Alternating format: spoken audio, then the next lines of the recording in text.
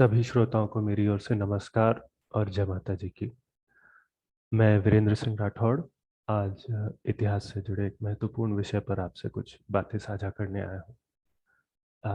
I am doing this session on a little urgent basis, so camera on नहीं कर पाऊंगा, but certainly in the next one.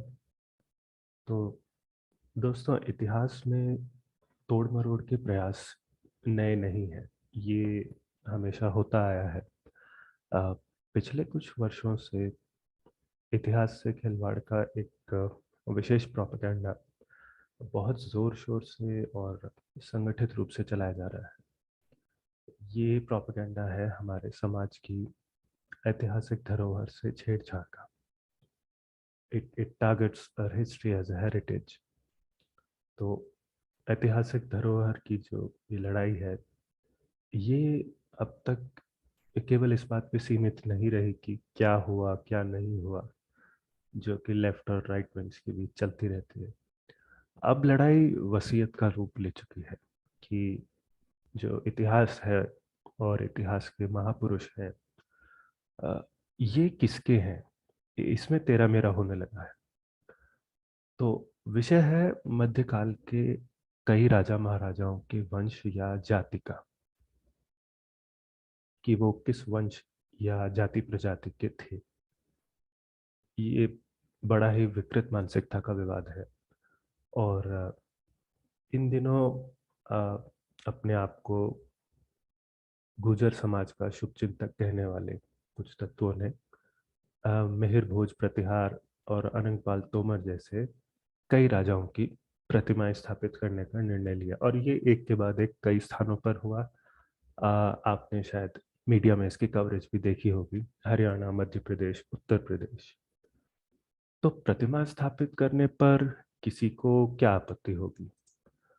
समस्या ये हुई कि ओछी राजनीति और ध्रुवीकरण के लिए इन राजाओं को गुर्जर जाति का बताया जा रहा है। और प्रतिमाएं लगाने का, अगर आप लुक एट द पर्पस, तो उसका एक प्रयोजन यही संदेश देना है, अ सटल मैसेज, कि हमने इतिहास की इस धरोहर को अपने नाम कर लिया है। तो महान व्यक्तित्व जो होते हैं, उनकी जाति इस देश में न कभी पूछी गई, न बताई गई, आवश्यकता भी नहीं पड़ी। पर फिर भी देखिए, दावे में अगर सच होता तो ये बात भी झेल ली जाती कि जो जाति है सो है। अ, पर ऐतिहासिक तथ्य ऐसा कहते नहीं। तो जब इतिहास के तथ्य कुछ और है, तो ये सब दावे करना और ऐसे आयोजन करना, this can't happen without abetment from political powers. That's one point. और दिन दहाड़े बिल्कुल ऐसा निर्लजता से झूठ बोलना, इतिहास को दूषित करने का ये प्रयास, ये कोई भी जीवित समाज स्वीकार नहीं करता। तो उसका विरोध हुआ, और अब भी हो रहा है। जब प्रशासन को अवगत कराया गया, आ, तो द एडमिनिस्ट्रेशन ट्राइड टू, और at least they showed that they tried to play neutral. जिसके बाद इन तत्वों ने प्रोपेगेंडा को, अपने प्रोपेगेंडा को लेजिटिमाइज करने के लिए उसे एक प्रेस कॉन्फ्रेंस के थ्रू फैलाने के प्रयास किए। तो 5 अगस्त को गुर्जर महासभा नाम के किसी संगठन की एक प्रेस कॉन्फ्रेंस हुई। प्रेस कॉन्फ्रेंस करके ये आभास देने का प्रयास था कि मानो बहुत से साक्ष्य हैं उनके पास। Okay, so it was important to break that charade and break it thoroughly.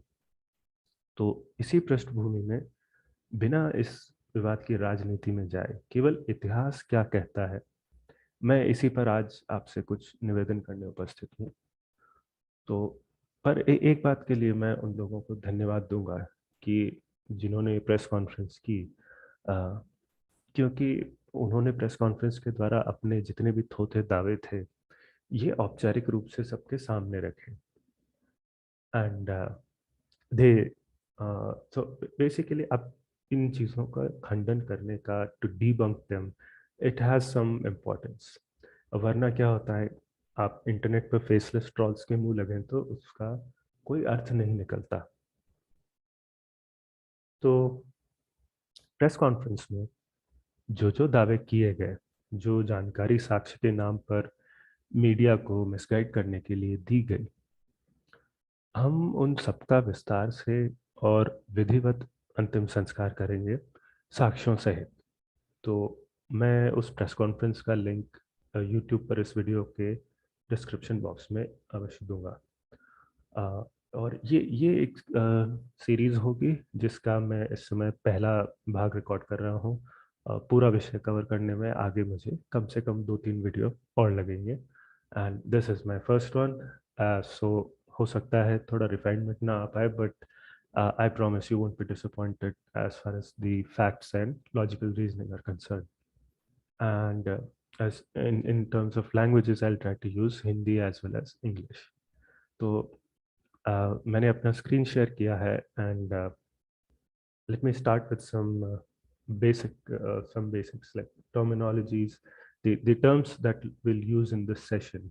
I'll go through them so that it will not be problematic for even those who are strangers to Indian history. All right, तो शुरू करते हैं. The first term is Gurjar देश.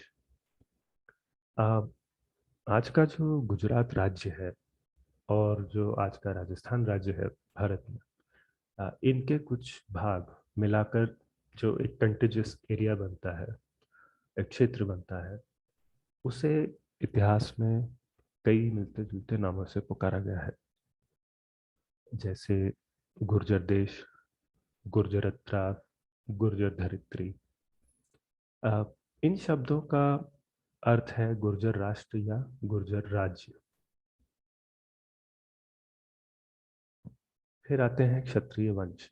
तो भारतीय इतिहास में क्षत्रिय वंशों का बहुत पुराने समय से जो राज्य व्यवस्था होती है उसके संचालन में बहुत बड़ा योगदान रहा है. तो इस पूरी सीरीज में हम मुख्य रूप से उत्तर भारत के जिन क्षत्रिय वंशों की बात करेंगे वो हो गए प्रतिहार, सोलंकी, चौहान, पालवंश, कलचुरी, परमार, तोमर और चंदेल. इसके अलावा दक्षिण भारत के कुछ वंश भी प्रासंगिक हैं, they relevant, and like there are Rashtrakutas and Chalukyas. Next one, that is, तो देखिए, ग्रंथों के अलावा इतिहास की जानकारी हमें मिलती है शिलालेखों से और ताम्रपत्रों से, that is inscriptions and copper plates. तो इनको जो भी उस समय प्रशासन के लोग होते थे, वो पत्थर की शिला या किसी तांबे की पट्टी पर अंकित करते थे, और इनमें वो अपने राज्य या राजा का जो भी ऑफिशियल नैरेटिव होता था उसके हिसाब से कोई भी जो बात रखनी होती थी, जानकारी देनी है, वो दी जाती थी. और फिर अगर आप इस दिशा में होने वाला जो स्टडी है, द डिसिप्लिन, उसको देखें तो वी कॉल इट एपिग्राफी, पुरालेख विद्या. अच्छा, इन सब के अलावा राजा सिक्के भी जारी करते थे, पर जो हमारा आज का विषय है उसमें सिक्कों का ज़्यादा उपयोग नहीं है. सो I'll skip that, and right.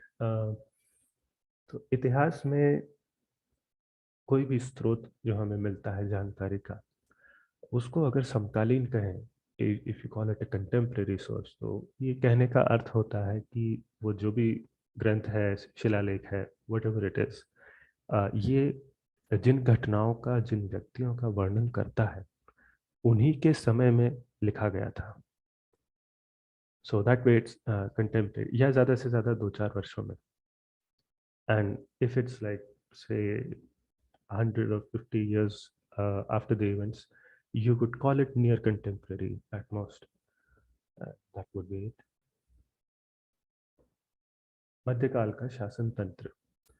सो जो हमारा मिडिवल गवर्नेंस फ्रेमवर्क होता था, उसमें राजा के नीचे कई सामंत होते थे, to work as as vassals, feudal lords. तो इनका अपना एक शक्ति केंद्र होता था। तो ये राजा को कर एकत्र करने में, basically in terms of taxation, और युद्ध के समय भी ये सहायता करते थे अपनी अपनी ओर से सेना देकर। अ, इसके बाद वंश शब्द।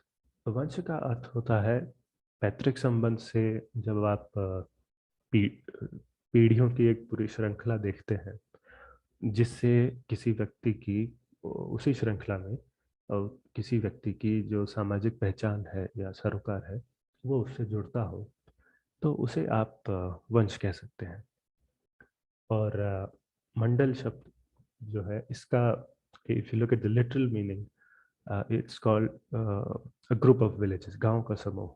तो ये शब्द जो है ज़्यादातर एक या दो जिलों के बराबर जितना क्षेत्र होता है उसके लिए उपयोग होता था, but sometimes it was also used to refer to whole kingdom. कभी कभार पूरे राज्य को भी मंडल कह दिया जाता था। So before we move on to the main content, एक बार मैं आपको इस पूरे जबरदस्ती के झगड़े का सार बता दूं, at least the technical summary of it. सार इस प्रश्न में है कि ऐतिहासिक शिलालेखों और ग्रंथों में आए गुर्जर शब्द का अर्थ क्या है। तो देखिए, प्रेस कॉन्फ्रेंस में गुर्जर समाज के नाम पर जो लोग दावा कर रहे थे, कॉलिंग themselves एज रिप्रेजेंटेटिव्स, वो कहते हैं कि गुर्जर शब्द जाति सूचक है और गुजर जो है उसी का एक रूप है। इसलिए फला फला व्यक्ति, राजा या वंश गुर्जर है, क्योंकि इनके शिलालेखों में, ग्रंथों में गुर्जर शब्द आता है। Right, so that's there claim.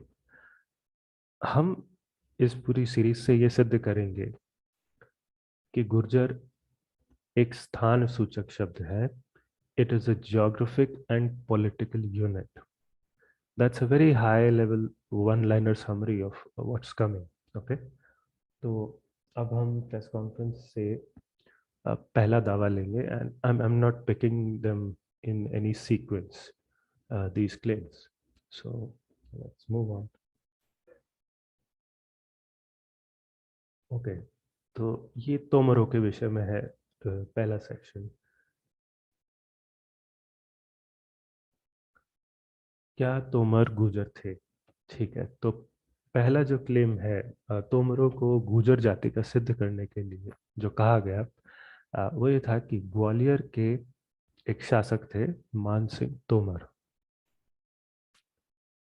इन्होंने अपने संवत 1551 के एक शिलालेख में, दैट इज 1494 एडी roughly, या, तो उस शिलालेख में इन्होंने अपने आप को गुर्जर कहलवाया है।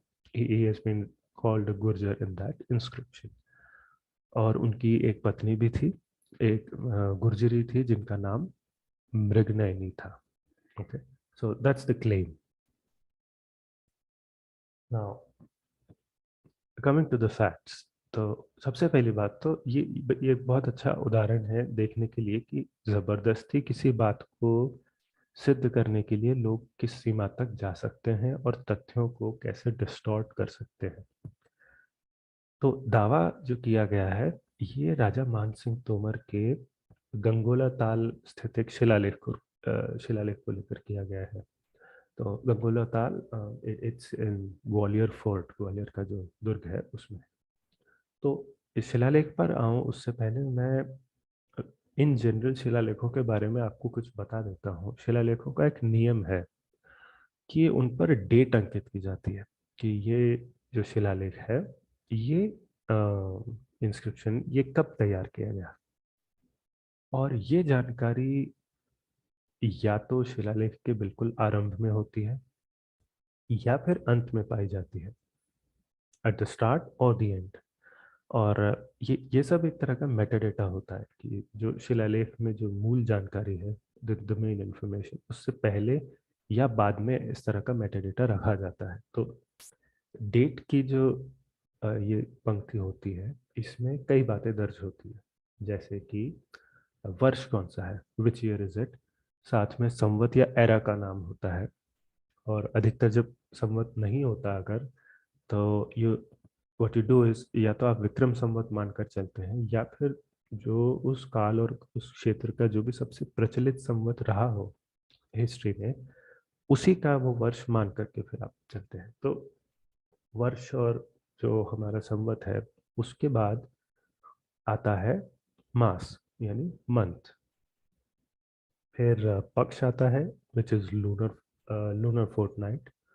और इसके अतिरिक्त अ, तिथि, तिथि जैसे द्वितीया, एकादशी, और साथ में आता है वार, सोमवार, बुधवार, which day of the week it is. कभी कभार उस दिन का जो चंद्र नक्षत्र है, the lunar constellation of that day, वो भी लिखा मिलता है, बट नॉट ऑलवेज। अब मैं आपको डेट्स पर अ, उदाहरण के रूप में कुछ शिलालेखों की पंक्तियां दिखा रहा हूँ, so that you get a good sense of how things are. So जो पहला शिलालेख है, ये पुष्कर के पास का है। राजा अजय राज चौहान, उनकी स्मृति में स्थापित हुआ था। तो ध्यान दीजिएगा डेट को लेकर यहाँ क्या क्या जानकारी लिखी है। संवत 1189, यानी लगभग 1132 ईस्वी, 1132 एडी। कार्तिक मास इज रफली अक्टूबर अराउंड। सुदी जो है, सुदी ये शुक्ल पक्ष के लिए लिखते हैं, द वैक्सिंग लूनर फोर्टनाइट। इसके बाद आते हैं तिथि और वार, जो कि यहाँ पंचमी और रविवार दिए हैं। फिर दूसरा है नवसरी शिलालेख। तो नवसरी का ये जो शिलालेख है, इसके आरंभ में 1359 संवत, मास ज्येष्ठ, पक्ष बदी, that is waning lunar fortnight, तिथि षष्ठी और सोमवार लिखा है। फिर आता है नडौल के राजा रायपाल चौहान का शिलालेख। तो ये है संवत 1200 से, मास भाद्रपद, पक्ष बदी, तिथि अष्टमी, और वार है बुधवार। इसके बाद चौथा शिलालेख है हमारे विख्यात अजमेर नरेश पृथ्वीराज चौहान का चरलू शिलालेख। इसमें भी अगर आप देखें तो पहली पंक्ति से ये संवत 1241 का शिलालेख है। मार्गशीर्ष मास, जिसे माघ भी कहते हैं, आगे सुदी 12 यानी शुक्ल पक्ष द्वादशी तिथि, और अंत में शुक्रवार अंकित है। पांचवा और अंतिम उदाहरण ये है खिलची कालीन शिलालेख, जो दिल्ली के पास से मिला था। तो इसमें अगर आप देखें, this is an extract from the end of the inscription. तो यहाँ संवत 1384, फागुन सुदी, फिर तिथि और वार आते हैं पंचमी भौम दिने। भौम दिने मीन्स मंगलवार, ट्यूसडे। तो इससे आपको समझ आया होगा कि शिलालेखों में डेट को एज अ मेटाडेटा कहाँ रखा जाता है, और उसमें क्या कड़ियाँ, क्या डेटा पॉइंट्स होते हैं। Main main components would be which appear consistently are वर्ष, मास, तिथि एंड वार, राइट। अब हम मान सिंह तोमर के उस शिलालेख की ओर चलते हैं, जिसका उल्लेख उनके गूजर होने के साक्ष्य के रूप में किया गया था उस प्रेस कॉन्फ्रेंस में। तो यहाँ ये जो शिलालेख है, इसका अंकन ग्वालियर दुर्ग के गंगुला ताल में उसकी सफाई करने वाले जो मजदूर और कारीगर लोग थे, उन्होंने किया है। They are the ones who done it. और इसकी पुष्टि हमें शिलालेख की जो भाषा है, जो जानकारी है, दोनों से हो जाती है। तो पहली पंक्ति में if you see underlined date आती है। डेट है संवत 1551, मास ज्येष्ठ, बदी हुआ कृष्ण पक्ष, तिथि द्वितीया, और उसके बाद स्वाभाविक रूप से जहां वार का नाम आना चाहिए, अंकन में भूल से स्थानीय भाषा में गुरुवार की जगह गुर्जर लिख दिया गया है। और पंचांग अनुसार ये जो डेट दर्ज है शिलालेख की, उस दिन गुरुवार ही बताया जाता है। तो अब मैं आपको पुष्टि के लिए उसी गंगोला ताल से इस शिलालेख से ठीक पिछले महीने का उन्हीं राजा मानसिंह तोमर का एक और शिलालेख दिखाता हूँ, जहाँ जो अंतिम दो पंक्तियां हैं, if you look at the underline, उसमें जो डेट कंपोनेंट्स है, तो बैशाख सुदी की जो तिथि है तृतीया, और उसके ठीक बाद वार का नाम दिया गया है मंगलवासरे, ट्यूसडे। ठीक, आगे चलते हैं। उसी गंगोला ताल से मान सिंह के पूर्वज वीर सिंह देव तोमर का शिलालेख। इसमें थोड़ी क्षति से संवत का जो सॉरी, तो जो संवत का वर्ष है वो पढ़ने में नहीं आता, but if you look at the second line on your left, आपको आषाढ़ मास अ, और शुक्ल पंचमी और उसके साथ में जो वार आता है वो स्पष्ट दिखाई देगा, गुरुवासरे लिखा है। ठीक, इसी प्रकार से वैसे इस शिलालेख का जो समय है, क्योंकि because it could not be found from the inscription, तो इतिहासकारों ने इसको बाकी सोर्सेस के आधार पे रिवर्स इंजीनियर किया है। मानसिंह से लगभग 100 वर्ष पहले, 1394 ईस्वी से लेकर 1400 ईस्वी तक का। So it is from somewhere those 6-7 years। इसके अलावा और बहुत से ऐसे शिलालेख हैं मानसिंह तोमर के उन्हीं वर्षों से, from those years. If you look at the right, इन सब में तिथि के तुरंत बाद वार दिए गए हैं, as is due according to the rules. तो जो वार की जानकारी थी उस शिलालेख में, उसमें एक अंकन की जो एक गलती है उसका दुरुपयोग किया गया है, ये भ्रांति फैलाने में कि मानसिंह तोमर एक गुर्जर थे। अब अगर तोमर राजाओं के गुर्जर होने की इस कल्पना में थोड़ा भी दम होता, तो बताइए ये कैसे संभव है कि जब तोमरों के बहुत से शिलालेख हमें मिलते हैं, फिर भी हमें उनमें गुर्जर शब्द कहीं नहीं मिलता कि वो अपने आप को गुर्जर कहते हो, other than this false claim of course. तो मानसिंह तोमर के समय भी गुर्जर शब्द जो था वो एक देश के रूप में उसकी पहचान बनी हुई थी। Let me show you the evidence of that. Mansingh Tomar का जब शासनकाल आया उससे ठीक 3 साल पहले ग्वालियर के राजा थे कल्याणमल तोमर। इनका जो समय है 1480 ईस्वी के आसपास आता है। तो उस समय दामोदर नाम के कवि थे, उन्होंने एक काव्य ग्रंथ लिखा।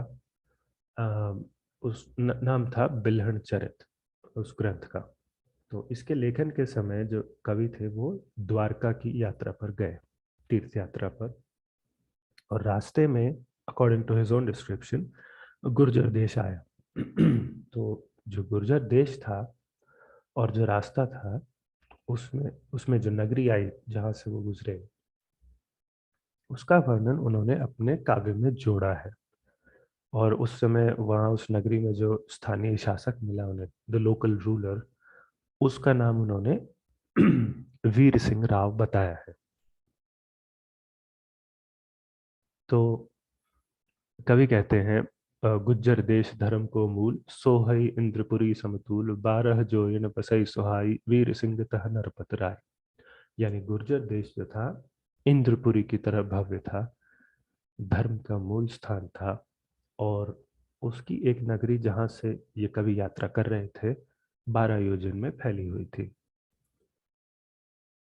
तो अब ये गुर्जर देश में राज करते वीर सिंह तोमर जो थे, ये कौन थे, क्या ये तोमर थे?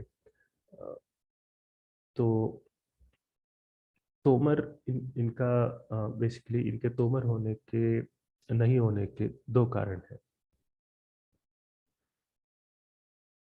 पहला तो ये कि ग्वालियर का जो तोमर राज्य है, अ, उस समय ये जो कवि थे इनके समय राजा कल्याणमल तोमर के अधीन था, जिनका इस कवि ने कुछ पंक्तियों पर उल्लेख किया है। You can see those lines here. तो यहाँ वो कल्याणमल तोमर को एज ए किंग आइडेंटिफाई करते हैं, महिमंडल कल्याण नरेंद्र। तो एक ही समय पर अब हमें दो अलग अलग क्षेत्रों के दो अलग अलग राजा मिल जाते हैं। अब दूसरा कारण वीर सिंह राव के गुजर न होने का, वो इस प्रश्न के उत्तर में है कि गुर्जर देश में बैठे ये राजा वीर सिंह कौन है। तो इनकी पहचान जो है, ये वाघेल वंश के एक राजा थे, जो कि नॉर्दर्न गुजरात के कुछ क्षेत्र में उस समय राज करते दिखते हैं। और इनके द्वारा उन्हीं वर्षों में 1498 1498 एडी में जो अडालज की बावड़ी बनवाई गई थी, वहाँ उनका जो शिलालेख है वो भी मिलता है। तो इनका राज्य जो था, ये ग्वालियर से द्वारका के मार्ग पर पड़ता है। It comes on the way, and that perfectly aligns to what is narrated, that the poet traveled to Dwarka, and on his way he went through Gurjar Desh. All right, so that's about the path. And अब देखें तो ग्वालियर के तोमरों को अच्छे से जानने वाला जो व्यक्ति है, हमारा कवि, वो ग्वालियर राज्य को गोपाचल कहता है। और गुर्जर देश किसे कहता है? ग्वालियर से द्वारका के रास्ते में पड़ने वाले गुजरात के क्षेत्र को। ठीक। अब बचे मान सिंह तोमर की सो कॉल्ड गुर्जरी रानी मृगनयनी जी। तो ये केवल बाद के काल में प्रचलित हुई एक जनश्रुतियों की एक पात्र है। Basically you can say here से काइंड ऑफ इनका, अगर आप इतिहास देखें तो अस्तित्व और जाति तो दूर, नाम तक साहित्य में नहीं मिलता।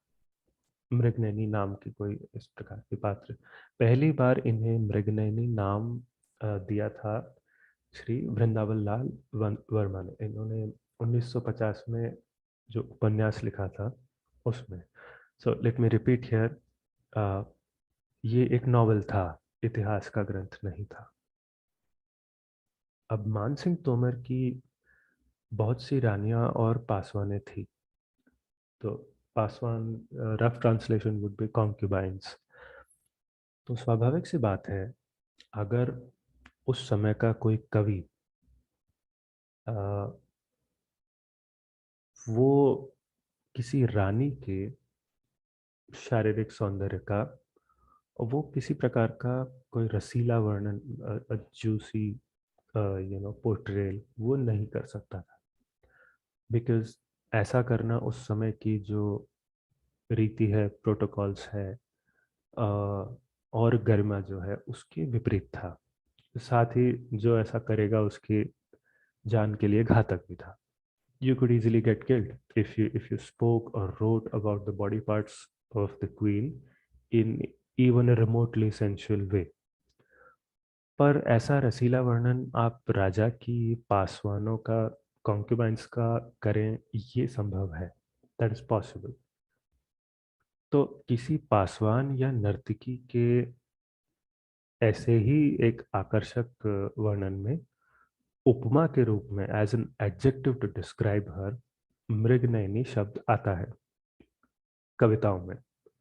और ये भी लाइक आई सेड नाम नहीं है, इट्स जस्ट एन एडजेक्टिव। जब किसी की मोरनी सी आंखें बतानी हो तो आप मृगनयनी कहेंगे, राइट? सॉरी, हिरनी सी। तो इसी प्रकार का एक काव्यात्मक वर्णन आता है जिसमें मृगनयनी शब्द आता है। तो लाइक आई सेड, ये जो वर्णन हुआ है काव्यों में, तो उस स्त्री को न तो राजा से जोड़ा गया है, न उसका नाम मृगनयनी बताया गया है, न उसकी जाति बताई गई है, और न ही उसे रानी कहा गया है। It's just a random lady picked up for some juicy poetic explanation. Like, uh, you can see the lines here, and one such instance. Let me read it out. So it says, "Sundar Ati Naveen Praveen Mahachatur Mrignayni Manharni Champak Varni Nar." तो मनहरणी चंपक वर्णी यानी मतलब बहुत चतुर है, मन हर लेती है, उसकी आंखें मोरनी सी है और रंग चंपक है। अ, फिर आगे नीचे देखे तो कामिनी, और आगे जो भी शारीरिक अंगों का वर्णन है मैं उसमें नहीं जाऊंगा। तो हमें पता ये चला कि एक दो स्थानों पर जो मृगनयनी शब्द आता है, ये भी नाम नहीं है, उपमा है, as a describing adjective to praise the beauty of someone in the company of her husband whose identity we don't know। एक बार चलिए अज्यूम कर लेते हैं कि वो जो पति था इस डिस्क्राइब्ड लेडी का, वो पति मान सिंह तोमर है, ठीक है। तो भी ये किसी भी प्रकार से एक तोमर राजा की किसी रानी का वर्णन नहीं हो सकता, because of the nature of description. ये किसी पासवान या नर्तकी का आदि का हो सकता है। कारण मैं पहले बता चुका हूँ। तो मृगनयनी नाम की किसी तोमरों की गुजर रानी का अस्तित्व ही नहीं था। और जिसे हम आजकल गुजरी महल कहते हैं, वो भी बाद का एक नाम है। जो मूल नाम था वहाँ का, वो बादलगढ़ था उस स्थान